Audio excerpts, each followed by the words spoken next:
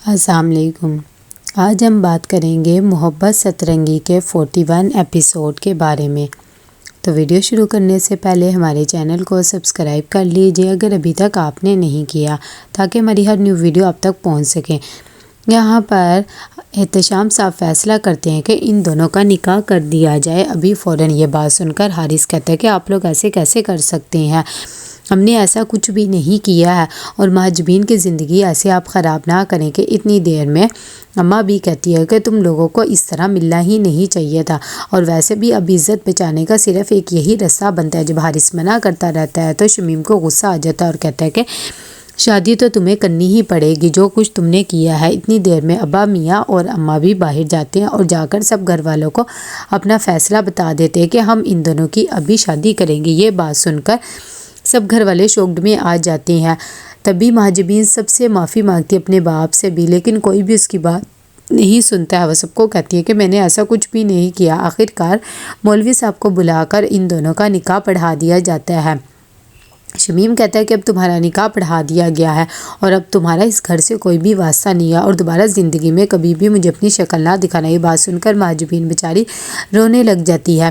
اتنی دیر میں جب اس کی رخصتی کا ٹائم آتا ہے تو وہ پھر سے سب گھر والوں سے ملتی ہے اور ان سے معافی مانگتی ہے، لیکن شمیم اور ابا میاں اسے پیار بھی نہیں کرتے ہیں۔ جب وہ جانے لگتی ہے تو اسے یاد آتا ہے کہ ہاشم اسے کہہ رہا ہوتا ہے کہ تمہیں انہیں پریشان نہیں ہونا ہے، مجھے پتہ ہے کہ تم پاک باز ہو اور تمہیں حارث بہت ہی خوش رکھے گا، میں تمہارے سے خوش ہوں۔ یہاں پر جہاں آرا اندر آتی ہے اور آ کر شمیم کو کہتی ہے کہ آپ نے کیسے میری بیٹی کو ایسے رخصت کر دیا، اپنے ماں باپ کا فیصلہ مان لیا، میں آپ کو کبھی معاف نہیں کروں گی۔ اتنی دیر میں مہاجبین کا رو رو کے برا حال ہوتا ہے۔ حارث بیچارہ بہت شرمندہ ہوتا ہے اور اسے کہتا ہے کہ مجھے معاف کر دو، میں آپ کو بچا نہیں سکا۔ ساتھ ہی وہ اسے کہتا ہے کہ میں آپ کو اپنے گھر لے کر جاتا ہوں۔ اتنی دیر میں یہاں پر شمیم بھی بہت زیادہ رو رہا ہوتا ہے، اسے اپنی بیٹی کی بہت یاد آتی ہے، لیکن وہ کسی کو ظاہر نہیں ہونے دیتا۔ یہاں پر جب سب گھر والے بیٹھے ہوتے ہیں تبھی جہاں آرا بہت زیادہ رو رہی ہوتی ہے اور کہتی ہے کہ میری بیٹی پتہ نہیں کس حال میں ہوگی۔ شمیم آتا ہے اور کہتا ہے کہ آج کے بعد اس گھر میں مہاجبین کا نام کوئی بھی نہ لے، ویسے بھی جو اس نے حرکت کیا اس کے بعد تو اس کے ساتھ یہی ہونا تھا۔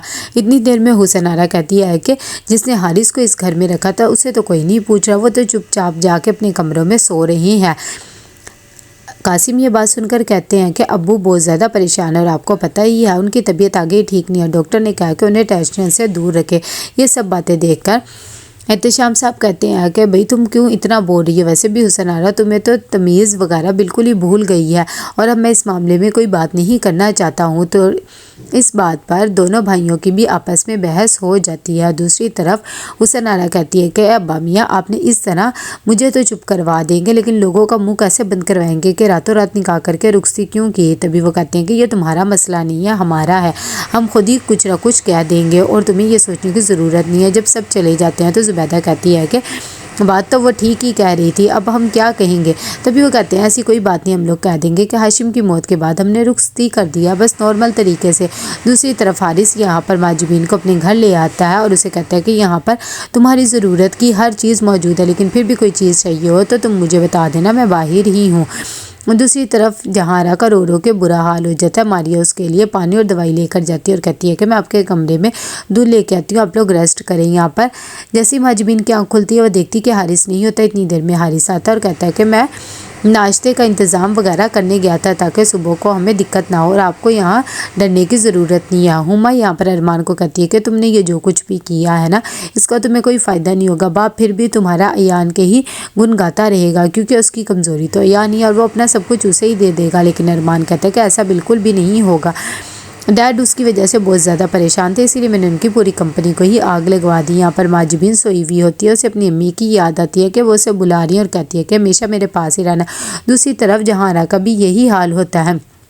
تبھی شمیم کہتا ہے کہ اب اسے بھول جاؤ، ویسے بھی یہی سوچو وہ اس گھر میں کبھی تھی ہی نہیں۔ کہ اتنی دیر میں جب وہ چلا جاتا ہے قاسم کہتا ہے کہ چاچی آپ پریشان نہ ہو، میں ابھی انہیں فون کرتا ہوں اور آپ کی بات کروا دیتا ہوں۔ تبھی وہ ان دونوں کو فون ملاتا ہے لیکن ان کا فون ہی نہیں لگتا ہے۔ یہ بات سن کر جہاں آرا اور بھی زیادہ رونے لگ جاتی ہے اور کہتی ہے کہ یہ کتنے پتھر دل ہے، انہیں تو بالکل بھی اپنی بیٹی کی فکر نہیں ہے۔